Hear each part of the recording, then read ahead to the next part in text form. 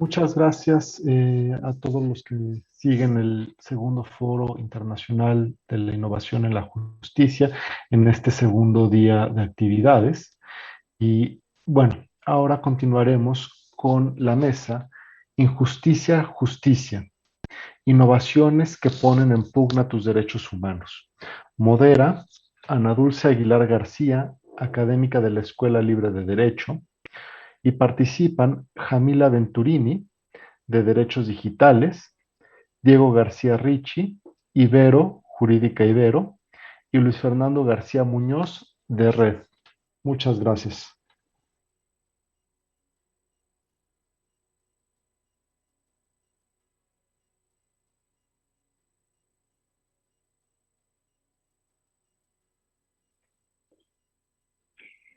Bueno, buenas tardes a todos y a todas. Muchísimas gracias por acompañarnos en esta mesa y en este panel número 8 del Foro sobre Innovaciones para la Justicia.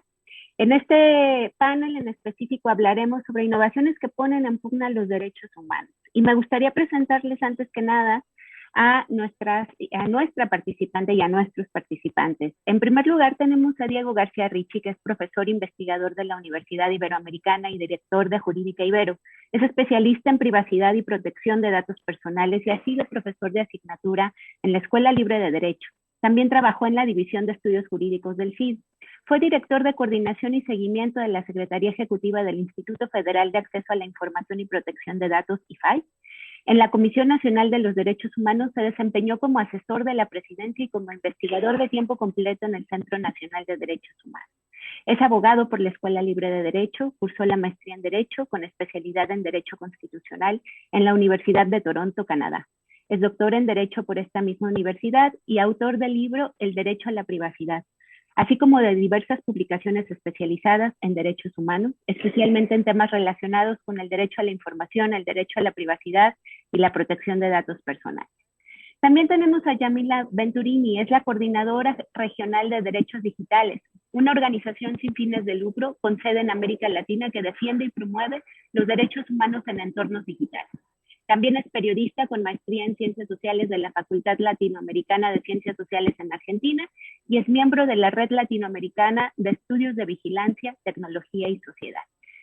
También nos acompaña Luis Fernando García Muñoz, es director de la Red 3D, de Red en Defensa de los Derechos Digitales, licenciado en Derecho por la Universidad Iberoamericana y fue profesor también de esta universidad. Es candidato a maestro en Derecho Internacional de los Derechos Humanos por la Universidad de Lund en Suecia. Fue integrante del Consejo Consultivo del Instituto Federal de Telecomunicaciones y cuenta con una amplia experiencia en temas de derechos humanos y tecnología. Sin más, muchísimas gracias por acompañarnos y pues yo quisiera lanzarles una primera pregunta para su intervención. Iniciaremos con Diego, después con Yamila y después con... Me gustaría preguntarles por qué tendríamos que preocuparnos por los avances tecnológicos, por qué la tecnología es una preocupación para los derechos humanos, especialmente cuando estamos hablando de los sistemas de justicia. Diego. Pues antes que nada, quiero darles las gracias por la invitación a participar en este foro. Gracias, Ana Dulce, por la presentación y pues saludo con mucho gusto a Luis Fernando y a Jamila. Pues mira, yo creo que es muy importante mirar el desarrollo tecnológico porque siempre la tecnología nos plantea preguntas que nos hacen sentir muchas veces incómodos, con miedo y temores. Siempre ha habido una relación inevitable entre tecnología y el determinismo que muchas veces se establece, como muchas veces nos han presentado la tecnología como una realidad que no podemos detener o que no podemos controlar, ¿no? Que finalmente ya estamos viviendo una serie de acontecimientos y que lo que único que nos queda a nosotros por hacer es doblar las manos y ver que hacia dónde va el desarrollo tecnológico. Y creo que en ese sentido, pues nosotros tenemos que poner mucha atención en ese desarrollo tecnológico y mirar lo que están haciendo los que están desarrollando estas tecnologías. Y este foro me hace pensar mucho en la reciente decisión que hizo Facebook hace como 2 semanas, ¿no? O 3 semanas ya, de que va a enfocar todos sus esfuerzos hacia la creación de este metaverso, ¿no? Este metaverso que nos ofrece un espacio de combinación de realidad digital con realidad virtual y en ese sentido, pues es poco lo que sabemos al respecto de cómo funcionará ese metaverso, qué tipo de tecnología, qué tipo de observaciones van a hacer de nosotros para que eso funcione. Esto evidentemente va más allá de una mera protección de datos personales, ¿no? Porque de acuerdo con lo que sabemos hasta el momento, mucho del éxito o el funcionamiento de ese metaverso tiene que ver con invasiones con nuestra vida privada, ¿no? Cómo reaccionamos, cómo movemos los ojos, cuáles son nuestros rasgos fisonómicos, ¿no? Porque lo que hacen es presentarnos una serie de avatares o que vamos a utilizar avatares, ¿no? Para poder, eh, pues, reaccionar ante otros avatares, pero esos avatares van a tener que ver mucho con nuestro comportamiento y nuestras formas de decisión. Entonces, es ahí donde me parece, Ana Dulce, la parte muy preocupante y muy fina, ¿no? O sea, todo esto que se está construyendo desde el punto de vista tecnológico y lo que nos está diciendo Facebook, que es un gigante en esta materia, ¿no? Es que los enfoques se van a orientar hacia la realidad aumentada y la realidad virtual. Y es muy poco lo que nosotros sabemos sobre cómo se está desarrollando esa industria, ¿no? Entonces, recientemente había revisado una literatura sobre unos profesores alemanes, ¿no? Que lo que hacen precisamente es poner sobre la mesa la diferente manera como el seguimiento visual, ¿no? Lo que le llaman el eye tracking, ¿no? Está siendo analizado por estas compañías, porque esa es la base del éxito de estas realidades aumentadas y realidades virtuales, ¿no? ¿Qué miramos? ¿Qué observamos? A qué nos ponemos atención? Y lo que han descubierto es que muchos de nuestros comportamientos visuales pueden revelar aspectos muy delicados de nuestra vida privada y que eso va a ser entonces la semilla para la generación de esta nueva industria, que es lo que ellos han denominado como ese metaverso, ¿no? Entonces, fíjense muy bien, porque anteriormente estábamos acostumbrados a un régimen, a una regulación, a una gobernanza estructurada, principalmente en el consentimiento, ¿no? Nosotros consentíamos el uso de nuestros datos personales, ¿no? Para, digamos, la provisión de ciertos bienes o servicios. Ahora esto va a cambiar mucho de esas reglas sobre las cuales se fue desarrollando, digamos, todo el mundo digital, que era el consentimiento, porque lo que se está haciendo con esto de la realidad aumentada y la realidad virtual es precisamente estudiar las miradas, donde no necesariamente hay un consentimiento expreso y donde las personas difícilmente van a poder ejercer con autonomía, digamos, sus decisiones, ¿no? O sea, lo que encontraron estos investigadores alemanes era eso, pues que precisamente la gente no controla hacia dónde mira, ¿no? Y que muchas de esas miradas pueden revelar aspectos muy delicados de nuestra vida privada, ¿no? Pueden revelar, por ejemplo, cierto tipo de preferencias sexuales, evidentemente, también pueden revelar cierto tipo de preferencias de tipo más bien físicas o simplemente, digamos, ver la forma como una persona muestra atención a otras, ¿no? Y eso me parece que es algo sobre lo cual se está estructurando. Y aquí hago mucho hincapié en lo siguiente, que todo este desarrollo que se está dando por las grandes empresas tecnológicas, pues no es muy transparente, no hay mucha publicación al respecto, entonces no sabemos, ¿no? Con base en qué están haciendo estas evaluaciones y con base en qué van a presentar sus productos. Y aquí me parece muy preocupante porque parte de lo que la literatura ha recogido es que precisamente muchas de las eh, estereotipos tradicionales, ¿no? Cuando se toman cierto tipo de decisiones con base en estereotipos, pues tienden a afectar a ciertos segmentos de la población y muchas veces estos estereotipos son replicados al momento del desarrollo de esas tecnologías, ¿no? Entonces, sí me parece que estamos en un momento crítico porque se está haciendo todo este desarrollo. Vemos a partir de este anuncio que es un desarrollo que va a construirse, ¿no? O que los esfuerzos económicos van hacia ese punto, pero que del que no hay mucha transparencia, hay poco acceso a la información y pone en un gran peligro a nuestra vida privada, ¿no? Al poder revelar aspectos de nuestro comportamiento, de nuestra conducta, e incluso a partir del seguimiento de ojos de nuestro propio estado de salud, ¿no? Entonces, me parece que estas innovaciones sí ponen sobre la mesa aspectos que deben preocuparnos, no solo en México, sino a nivel mundial y sobre el que vamos a tener que estar muy alertas, no solo a nivel mundial, sino también en México, ¿no? Yo con esto cerraría esta primera intervención, dándoles de nuevo las gracias por la invitación. Muchísimas gracias, Diego. Y Yamila, imagino que como miembro de la Red Latinoamericana de Estudios de Vigilancia, Tecnología y Sociedad, te hace sentido esto que dice Diego de que nos observan. ¿Qué opinas? Muchas gracias, Ana Dulce. Gracias por la invitación, la oportunidad de compartir con ustedes. Buenas tardes, todas y todos. Sí, bueno, yo quisiera enfocarme un poquito más en cómo eso puede afectar los sistemas de justicia. Eh, lo primero que me parece importante señalar es que la digitalización sí puede ayudar a los sistemas de justicia, por ejemplo, en dar más transparencia a los procesos judiciales, a sus procedimientos internos. Me parece que ese es un ámbito en el que aún hay muchísimos desafíos en la región y hay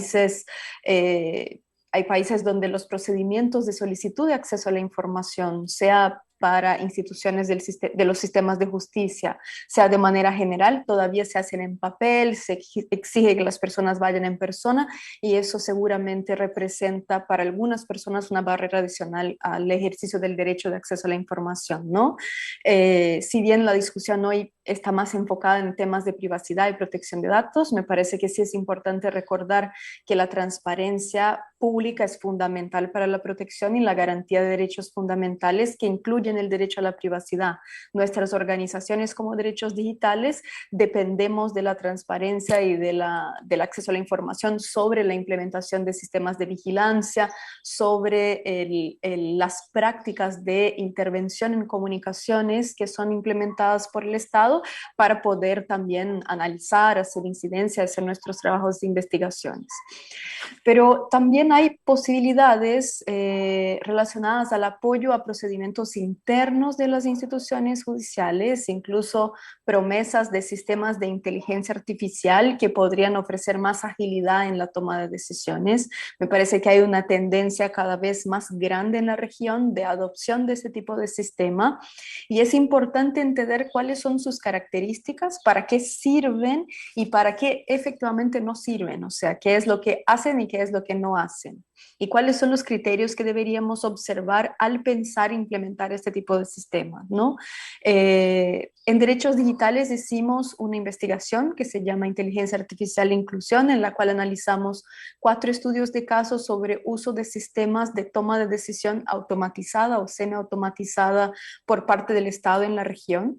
Y uno de los casos que analizamos es el caso de Pretoria, que es un sistema que está en etapa de implementación en la Corte Constitucional de Colombia y que busca facilitar la toma de decisión humana a partir de la presentación de fichas resumen y de datos estadísticos.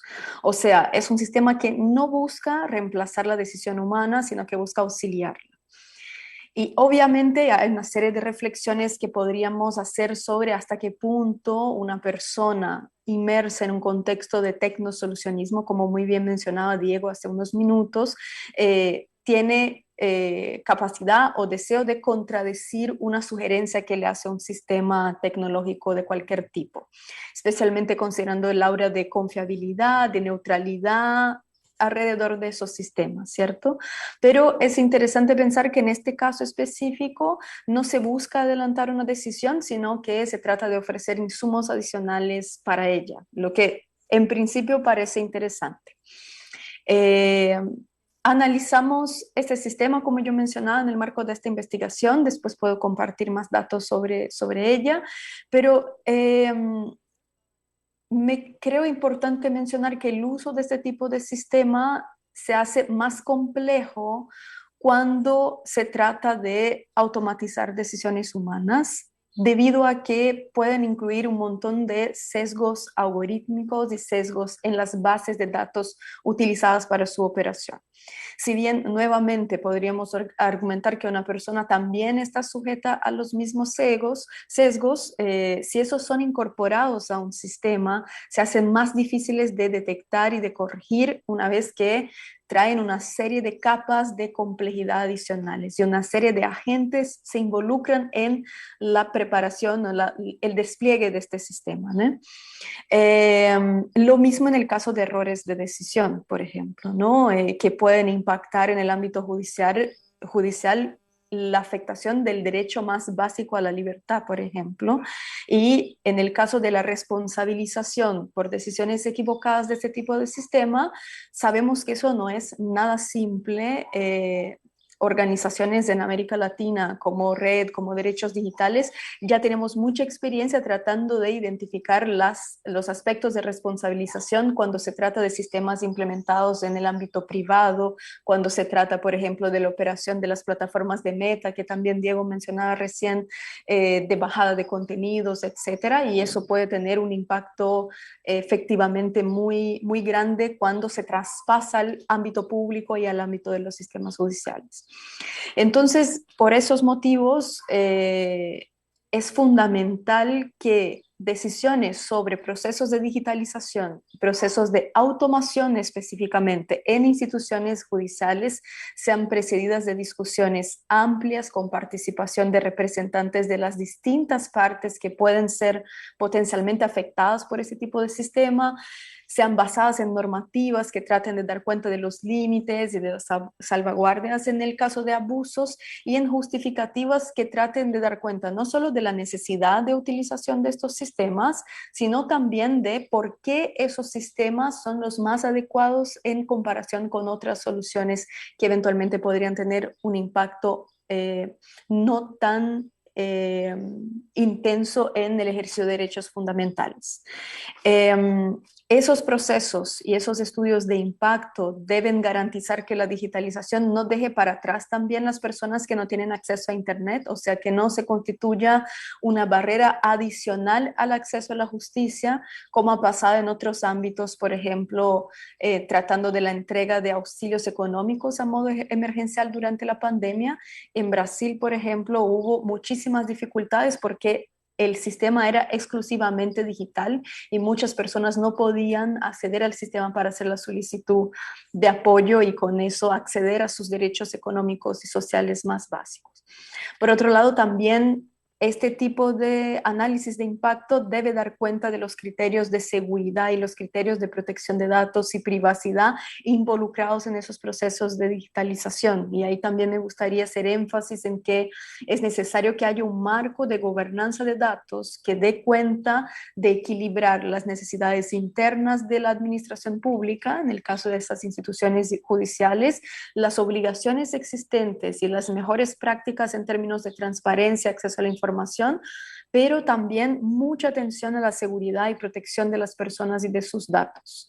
Y ahí, bueno, hay toda una cantidad de temas que podríamos hablar. Hay prácticas de uso de sistemas de predicción de crímenes y ahí todo lo que mencionaba Diego hace algunos minutos sobre el eye tracking y otros tipos de tecnologías se hace muy preocupante en términos de cómo este tipo de sistemas puede ser implementado. Hay preocupaciones con fragilización legal, etcétera, pero me gustaría dejar por acá algunos temas para seguir en discusión después. Y gracias nuevamente, Ana, por la invitación.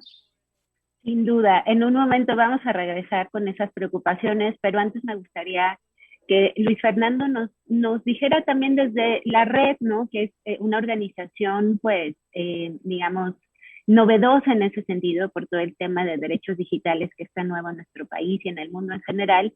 ¿Cuál ha sido su experiencia? ¿En dónde encuentran las principales tensiones con los derechos humanos? Sí, claro. Muchas gracias por la invitación. Es una discusión muy interesante.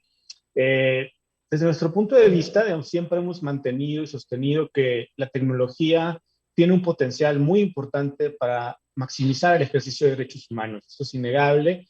Defendemos el potencial que las tecnologías digitales poseen justamente para maximizar el ejercicio de derechos como la libertad de expresión, el acceso al conocimiento, a la educación, etcétera. Sin embargo, también somos conscientes y siempre hemos sido muy vocales en ese sentido de que las tecnologías digitales también representan desafíos novedosos para los derechos humanos. Y el tema de privacidad es uno de los temas que sin duda resaltan cuando uno habla de los desafíos que representan las tecnologías digitales. Y en nuestra experiencia también, pues hemos documentado cómo muchas de estas tendencias que han mencionado Yamila y Diego se han ido recrudeciendo, en particular el uso de la tecnología por parte, por ejemplo, de instituciones de seguridad y de justicia, con impactos muy importantes en los derechos humanos, ¿no?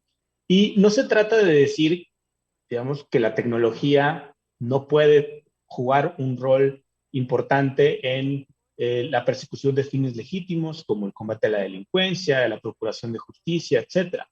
Sin embargo, sí es muy importante los cómo, es decir, es tan preocupante o sería tan absurdo decir que no haya tecnología en los sistemas de justicia como decir que cualquier tecnología hace per se que cualquier sistema sea mejor. Es lo que llamamos muchos el solucionismo tecnológico. Y creo que ambos opuestos o ambos extremos son bastante pues, cuestionables. En ese sentido, nosotros hemos documentado por años la proliferación de la utilización de tecnologías, por ejemplo, tecnologías de vigilancia, que representan serios riesgos y que, insisto, no se trata de decir que las instituciones de seguridad y de justicia no cuenten con herramientas tecnológicas para llevar a cabo sus actividades, sino de la manera en la que las mismas están reguladas para inhibir los abusos inherentes, que además representan no solamente temas de vigilancia, sino también otros temas, sobre todo la toma de decisiones basada en toma de decisiones automatizada, basada en algoritmos, machine learning o en inteligencia artificial,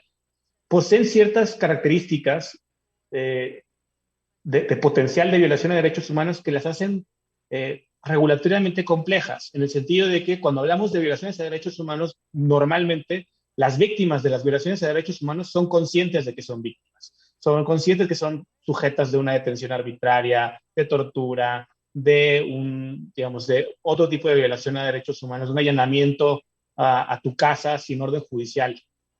Tú sabes que estás siendo objeto de un acto de autoridad que consideras que a lo mejor es violatorio de tus derechos humanos y puedes acudir a los sistemas de justicia para tratar de remediar esa violación. Sin embargo, cuando hablamos de vigilancia, cuando hablamos de toma de decisiones automatizadas basada en la explotación masiva de datos personales, por ejemplo, esas afectaciones que son reales, que son actuales, no son necesariamente o típicamente no son de conocimiento de la víctima, lo cual le impide a la víctima poder acceder a los sistemas de justicia para remediar esos casos. E incluso en los casos en los que por alguna razón se logra saber, como por ejemplo los casos que hemos documentado sobre vigilancia ilegal, intervención de comunicaciones privadas de manera ilegal con tecnologías digitales muy sofisticadas, el conocido malware Pegasus, por ejemplo, pero hay muchos otros tipos de vigilancia, aun cuando se logra documentar un número importante de abusos de periodistas, personas defensoras de derechos humanos que fueron intervenidas ilegalmente en sus comunicaciones, el poder acceder a la justicia sigue siendo muy complejo por la ausencia de medidas de control democrático al despliegue de ese tipo de tecnologías. Porque lo que hemos documentado es como en México, pues no hay controles a la adquisición de este tipo de tecnologías, lo cual también fomenta la corrupción, sobreprecios, adjudicaciones directas con empresas fantasma, etcétera. Pero además no existen registros de quiénes operan el sistema, quiénes ordenan las intervenciones, quiénes se benefician de esa inteligencia, cómo es utilizada. No hay registros de nada, hay manto de secrecía bajo la Sección de Seguridad Nacional y se hace casi imposible para una víctima, inclusive que por vía autónoma logra detectar una afectación a sus derechos, poder acceder a la justicia. Entonces, digamos, para no alargarme mucho más, porque me quedan hace un minuto, sí señalaría un poquito, digamos, esta es la problemática, pero también hay soluciones, ¿no? Insisto, no se trata de decir, entonces, no tengamos ningún tipo de tecnología, aunque sí hay tecnologías que debemos decir, esas tecnologías no deben ser implementadas. Hay, por ejemplo, varias ciudades en Estados Unidos, el Parlamento Europeo recientemente también lo ha determinado, de prohibir la implementación, por ejemplo, de la vigilancia del espacio público con inteligencia artificial, con reconocimiento facial. En ese sentido, se dice, esta tecnología es simplemente demasiado riesgosa y no tiene lugar, no tiene cabida en una sociedad democrática. En el caso de tecnologías de vigilancia de comunicaciones, hay un llamado por parte de relatores de Naciones Unidas, por ejemplo, a una moratoria, en donde se dice, mientras no establezcamos controles democráticos efectivos para evitar que estas herramientas puedan ser abusadas, debe detenerse el comercio de tecnologías de vigilancia de comunicaciones, ¿no? Y ¿Cuáles son esos controles? Bueno, no hay tiempo de hablar muchos de ellos, pero menciono algunos. No solamente el control judicial previo, que en teoría existe en México, aunque en la práctica hay la excepción de no control judicial, se ha vuelto la regla en algunas técnicas de investigación. Eh, lo, además del control judicial es necesario un control de supervisión independiente. En otros países existe el derecho de notificación a la víctima, en donde las personas que son intervenidas legalmente pues, en sus comunicaciones tienen que ser notificadas a posteriori, 6 meses, un año, lo que sea necesario para no poner en riesgo una investigación, y al ser notificadas pueden ellas acudir a los sistemas de justicia para poder alegar que esa intervención fue ilegal.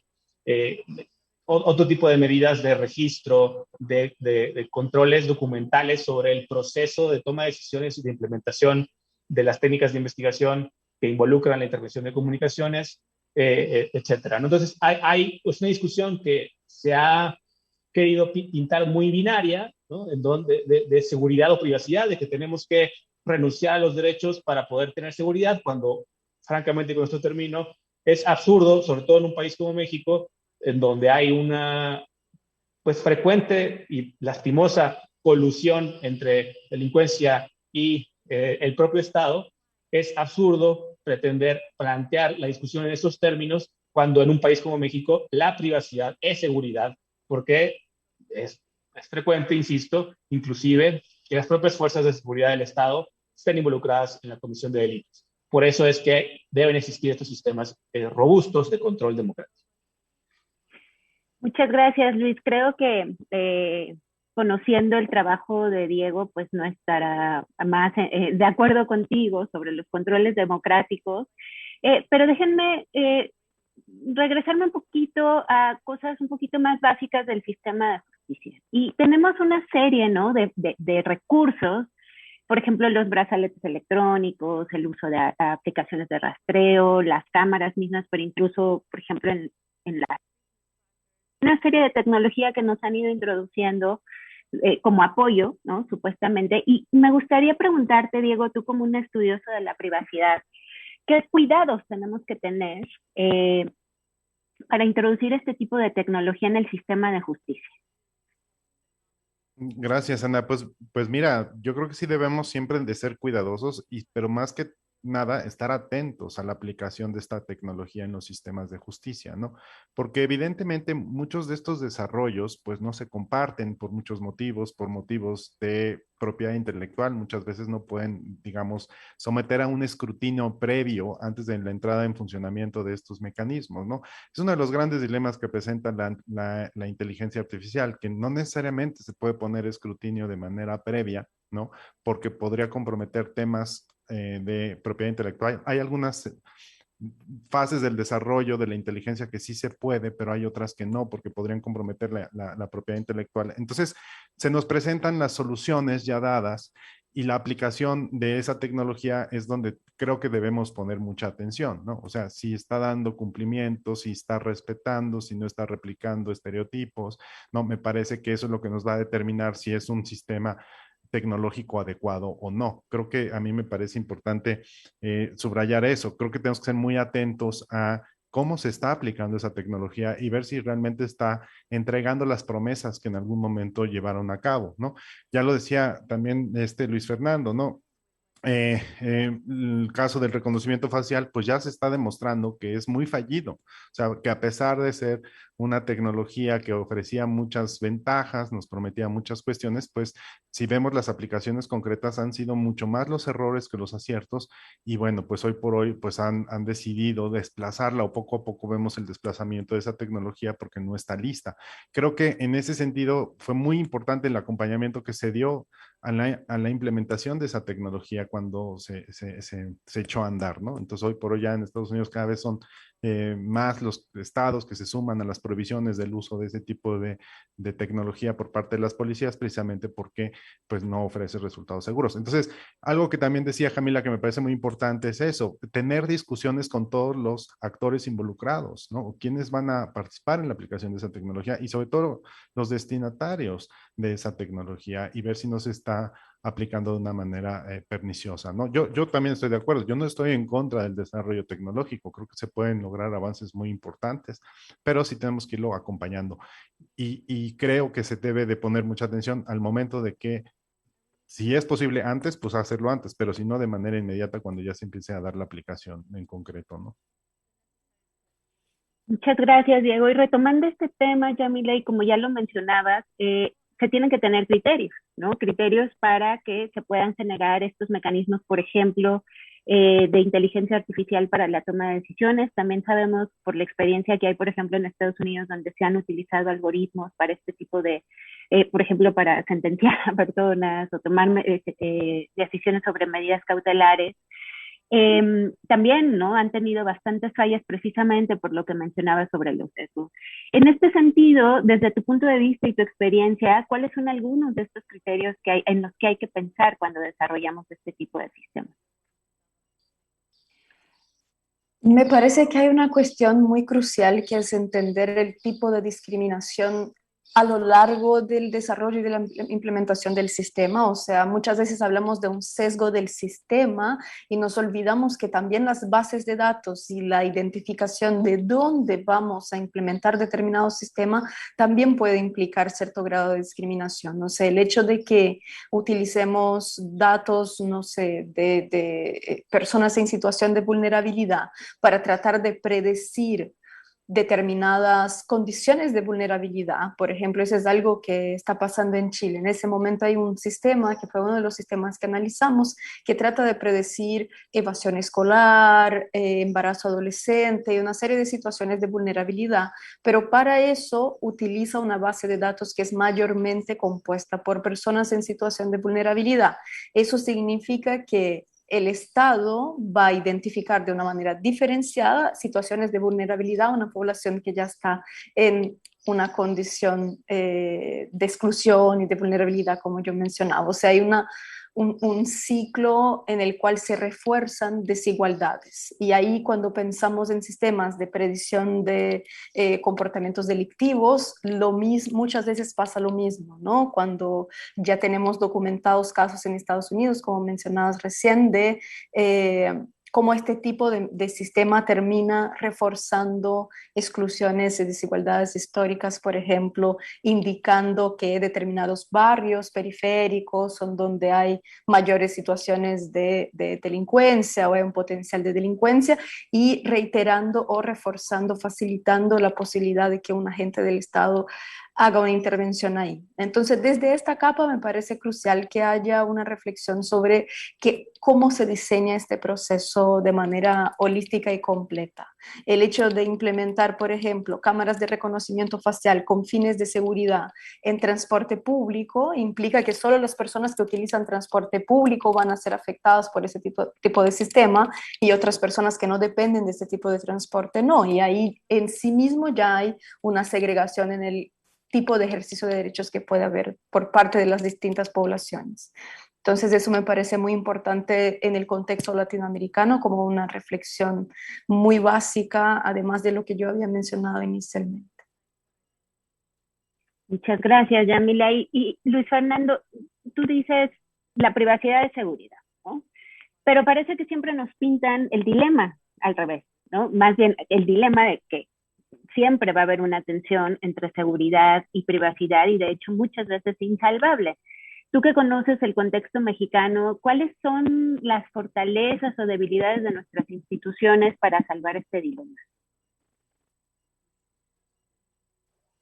Sí, claro, como mencionaba anteriormente, y puedo tal vez exponer un poquito más ampliamente, en México, desafortunadamente, existe una frecuente colusión entre autoridades y la propia delincuencia. Es frecuente pasar por un puesto de periódicos y ver una portada de un periódico de noticias criminales y ver que policías que secuestraban, militares involucrados en desaparición forzada o en ejecuciones extrajudiciales.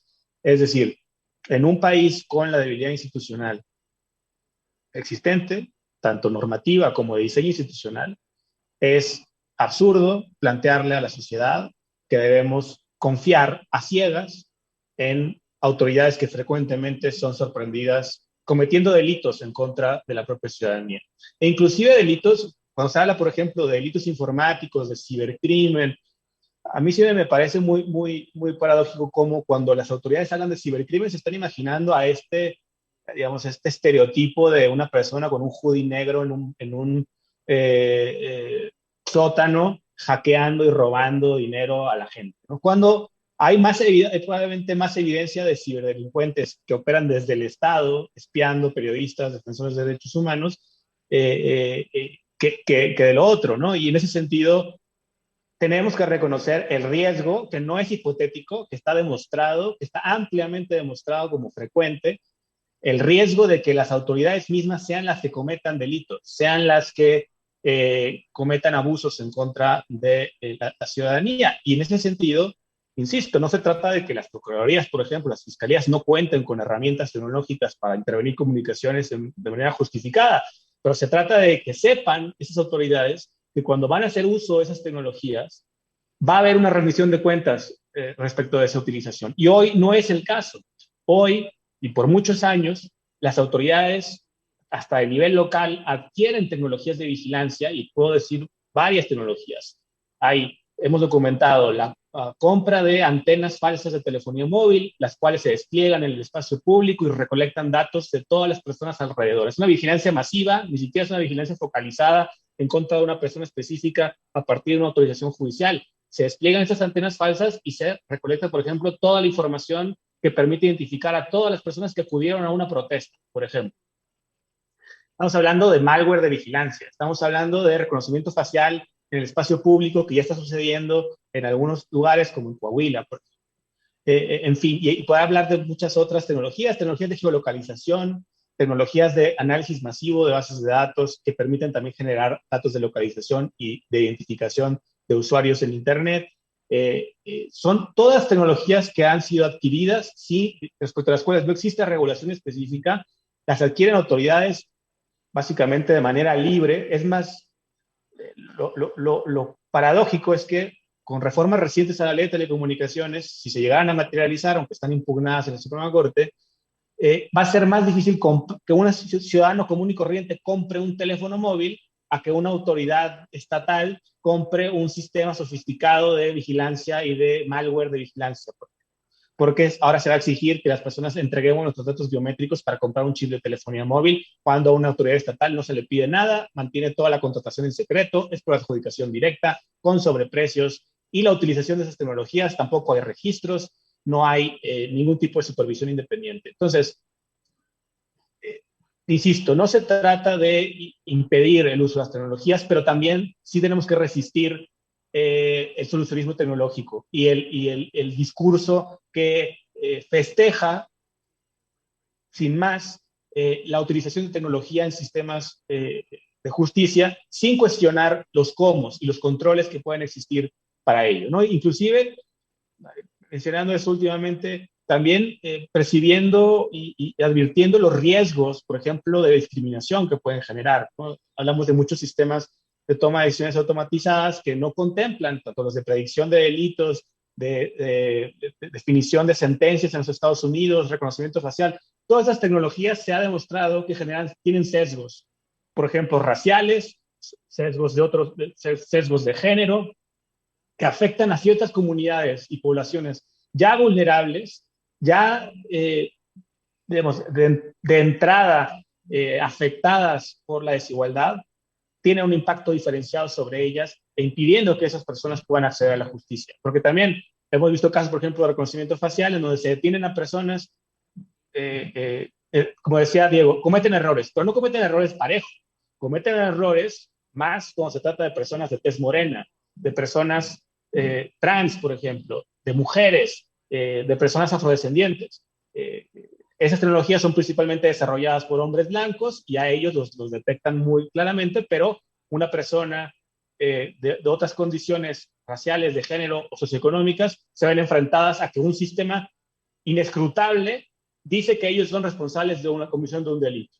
Y ahí te mantienes entambado en prisión preventiva varios meses en lo que demuestras que esa tecnología se había equivocado. Y eso genera pues, efectos muy nocivos, pero es solamente un ejemplo de todos los tipos de efectos. Por eso hay el llamado a ser cautos, a ser responsables y a no festejar ni tampoco rechazar la tecnología en los sistemas de justicia a priori, sino a verdaderamente preocuparnos para tomar decisiones sobre qué es válido, qué no es válido, y lo que sea válido, cómo lo revestimos de controles para asegurarnos de que sirva para maximizar los derechos y no para perjudicarlos. Muchísimas gracias, Luis. Pones el punto en una llaga que nos duele mucho, que es normalmente todo el sistema de adquisiciones de este tipo de equipos, que suele ser muy poco transparente, y especialmente en el sistema de justicia, ¿no? Donde de repente nos llegan con muchísimas soluciones que aparentemente no son como la octava maravilla, y la verdad es que no hay este tipo de controles democráticos que tú bien mencionas. Déjenme pasar a algunas preguntas que ya tenemos de nuestro público, y tenemos una específicamente para Yamila. Nos pregunta Luis Villarreal si debemos hablar de digitalización o más bien de transformación digital del sector justicia. ¿Qué opinas, Yamila? Tenemos muchísimos desafíos de digitalización que no fueron superados en la región, sea en el sistema de justicia, sea de manera más amplia. Por eso a mí, en general, yo prefiero hablar de digitalización como de una manera más amplia y general. Hoy día podríamos estar hablando de datificación más que nada, ya que muchos de esos sistemas son basados en la recolección y el procesamiento de un sinfín de datos personales incluso, y de ahí surgen muchas de las preocupaciones que estamos hablando en esta mesa. Sí hay una retórica sobre la transformación digital, pero me parece que esta retórica por sí misma supone una mejora que es intrínseca a la transformación digital. Entonces me parece que no es un término adecuado, al menos desde la perspectiva que estamos mencionando acá, de que tiene que ver con que lo bueno o lo malo del uso de cualquier sistema tecnológico está en las condiciones, en la forma como es implementado tal uso, ¿no? No hay una tecnología o un sistema que sea neutral o intrínsecamente bueno o transformador o malo por sí mismo, ¿no? Lo que sí tenemos son evidencias de que determinados sistemas implican una serie de riesgos de derechos humanos y por lo tanto deberían o estar precedidos de muchísimos controles o definitivamente estar bajo algún tipo de moratoria o algún control aún más estricto en implementación. Luis Fernando mencionaba antes el pedido de expertos de Naciones Unidas con relación a una moratoria a sistemas de vigilancia, y eso tiene una doble cara. Por un lado, la inseguridad de la ausencia de controles democráticos en muchos de los estados donde se implementan esos sistemas, y por otro lado también una inseguridad y una opacidad increíble por parte de las empresas internacionales, globales que desarrollan esos sistemas. Entonces ahí son cosas que deberíamos poner en juego cuando pensamos uso de tecnologías en el sector público. Tenemos que ser lo máximo cuidadosos con eso. Por eso prefiero evitar la retórica de transformación digital, que trae también una serie de valores, viene de algunos grupos económicos que tratan efectivamente de impulsar eso en la región, cuando en realidad deberíamos estar pensando sobre qué es lo que necesitamos contextualmente en América Latina, en nuestros países, para las necesidades específicas que tenemos, y no comprar un discurso de que determinado camino sea el más o menos adecuado.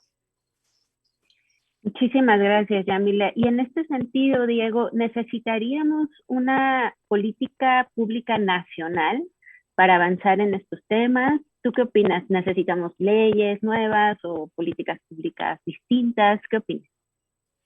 Yo creo que tenemos que poner atención a lo que está haciendo también en el contexto global, y creo que se ha orientado más que nada a diseñar esquemas de gobernanza, ¿no? Esquemas que permitan el desarrollo tecnológico, pero que no dejen al margen a las personas y no les priven de la oportunidad de participar en este diseño de de cómo se van a aplicar estas tecnologías. Entonces, pues sí, definitivamente es un tema que nos concierne a todos, más desde la perspectiva de los países de nuestra región, que somos países que no hacemos tanto desarrollo tecnológico, pero que sí somos consumidores de ese desarrollo tecnológico y que obviamente nos vemos afectados por la aplicación o una mala aplicación de ese tipo de tecnologías, ¿no? Entonces, evidentemente, hablar de una legislación sería un tanto arriesgado, porque una legislación a veces no es la mejor solución para tratar de equilibrar las diferentes fuerzas en conflicto que se están presentando. Pero yo sí optaría por una esquema de gobernanza, ¿no? Y esquemas de gobernanza que estén estructurados con base en principios, que es normalmente como se trata de equilibrar estas fuerzas en conflicto que estamos viendo, ¿no? Me parece totalmente, bueno, me pareció totalmente grave que al inicio de esta administración se haya dejado de lado esa estrategia nacional digital que se había venido construyendo en el país, ¿no? Porque evidentemente ya nos estaba marcando un rumbo hacia la construcción de una política pública, ¿no? Que a lo mejor es más precario que el que existe en otros países, pero que nos abre mecanismos institucionales para traer a México esos esquemas de gobernanza que ahorita se están trayendo o se están desarrollando en la Unión Europea, en la OCDE, en diferentes países y foros globales, ¿no? Entonces me parece que sí, yo apostaría más por un esquema de gobernanza, ¿no? Que trate de equilibrar las diferentes fuerzas que existen en torno a este uso de inteligencia artificial, realidad virtual, realidad aumentada, ¿no? Y que esté estructurada en principios, porque los principios son los que nos van a permitir, ¿no? Equilibrar este tipo de fuerzas. Gracias, Diego. Luis Fernando, nos llega otra pregunta del público de Dulce Arevalo. Nos menciona que se acaba de aprobar en el seno de la UNESCO la recomendación sobre la ética de la inteligencia artificial. ¿Cómo tendría que impactarnos esto en el sistema de justicia mexicano? Sí, creo que la inteligencia artificial y su implementación, sobre todo en la toma de decisiones que impactan a lo público, representa una serie de desafíos importantes, en particular para los sistemas de justicia. Creo que, por ejemplo, en la medida, digamos, para explicar un poco el problema, cuando uno introduce un sistema de inteligencia artificial que toma decisiones que pueden impactar de manera negativa a las personas, y pueden ser muchos tipos, incluso muchos que ya suceden sin que sepamos, o sin que seamos verdaderamente conscientes, o la mayoría de las personas sea verdaderamente consciente de que hay sistemas tomando decisiones que nos impactan en nuestras vidas todos los días. Hay, por ejemplo, ya se utilizan sistemas de inteligencia artificial para tomar decisiones sobre a quién se contrata y a quién no, por ejemplo. Una toma de decisión de si te contratan o no te contratan en un trabajo, a veces está asistida al menos por un sistema de inteligencia artificial o la obtención de un crédito o a qué, digamos, a qué costo. Son muchas decisiones que tienen un componente a veces de inteligencia artificial y que puede también representar violaciones a derechos humanos, discriminación, exclusión. Hay muchos sistemas de identificación que también permiten o que cometen errores que identifican mal a personas de manera que las excluyen del acceso a servicios públicos y privados o que las incriminan de la comisión de algún delito, por ejemplo.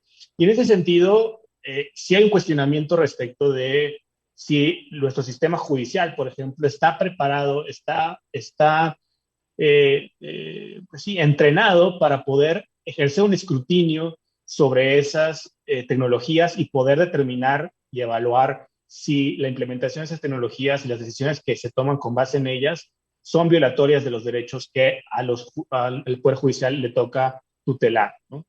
Sí creo que es un desafío importante. A mí no me gusta tanto hablar de ética en la inteligencia artificial, me gusta más hablar de los derechos humanos, ¿no? Porque creo que no es tanto cuestión de ética, sí, porque la ética a veces apela a la buena voluntad cuando creo que no basta, ¿no? Sino que tiene que haber un respeto a los derechos humanos más allá de la voluntad de quienes diseñan o implementan los sistemas de inteligencia artificial. Y en ese sentido también creo que tenemos que repensar y cuestionar tal vez algunas nociones que han estado muy arraigadas en nuestros sistemas jurídicos en términos como la transparencia, pues, sobre qué tenemos derecho a saber las personas sobre los sistemas que son implementados. Doy un ejemplo.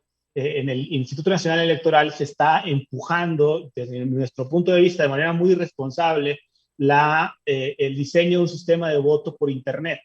Sin embargo, las auditorías que se realizan sobre los sistemas están siendo reservadas por seguridad nacional.